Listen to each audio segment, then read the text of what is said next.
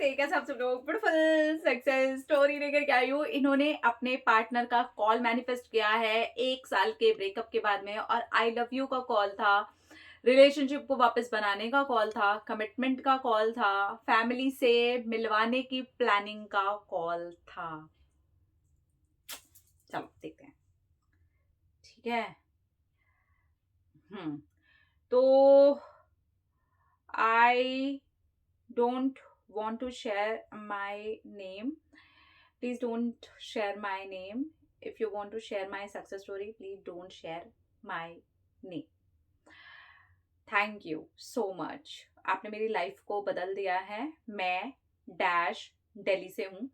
मेरा ब्रेकअप मेरे पार्टनर के साथ में 1 साल पहले हो गया था, और उन्होंने हर तरीके की कमी बता करके और हमें एक तरीके से एक दूसरे के लिए हम बने ही नहीं हैं, हम कंपैटिबल नहीं है, ऐसा सब कुछ बोल करके पूरी तरह से सब कुछ खत्म करवा दिया था और छोड़ दिया था। इसके बाद में मैंने आपका एक वीडियो देखा था कॉल मैनिफेस्टेशन का, और उससे पहले मैंने जादू प्रैक्टिस की है, सेल्फ लव किया है, अपने आप को पूरी तरह से प्यार से भरा है, मैंने अपने लिए जॉब मैनिफेस्ट की है। उसके बाद ही कॉल मैनिफेस्ट का ख्याल आया। आपके वीडियोस को देखते देखते ही ख्याल आया था कि मैं कॉल मैनिफेस्ट करके देखती हूँ। जबकि 1 साल हो चुका है हम दोनों के ब्रेकअप का। वो इंसान मुझे मुंह पर ही बोल करके गया था और ब्रेकअप करके गया था, और उसने खुद ही बोला था कि हम कंपैटिबल नहीं हैं। ये सब कुछ मेरे माइंड में था, लेकिन मैंने सोचा कि एक बार पॉजिटिव हो करके उनका कॉल मैनिफेस्ट करके देखती हूँ कि क्या होता है। और बस मैंने एकदम पॉजिटिव माइंड रखा, और बिल्कुल आपके बताए हुए मेथड से ही मैंने उनके कॉल को मैनिफेस्ट किया। एंड 1 हफ्ते के बाद ही मुझे उनका कॉल आ गया था, और वो कॉल पर उन्होंने वो सब कुछ बोला जो मैं बहुत पहले सुनना चाहती थी।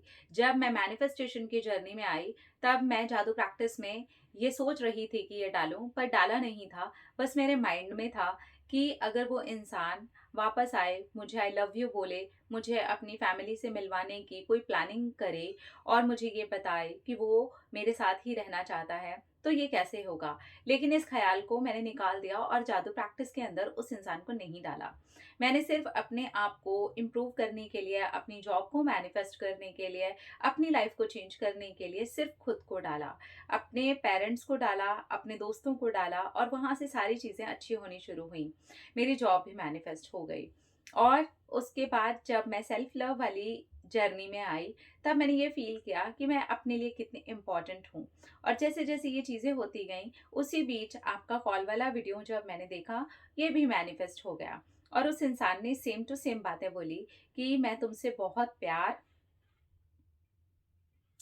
करता हूँ, मुझे ये रियलाइज़ हो गया है, मैं अपनी फैमिली से तुमको मिलवाना चाहता हूँ, और मैं चाहता हूँ कि हम शादी कर लें। उन्होंने पहली बार की कॉल में ही मुझे ये सारी की सारी बातें बोल दी थी। जबकि मैंने तो अभी टाइम ले रखा है। मैंने उनको कहा कि प्लीज़ मुझे थोड़ा-सा टाइम दे दो। वो रोज़ मुझे इस चीज़ के लिए अब फ़ोर्स करते हैं, वो रोते हैं, वो इतने ज़्यादा सीरियस हो चुके हैं, जितना मैंने कभी भी उनको देखा ही नहीं था।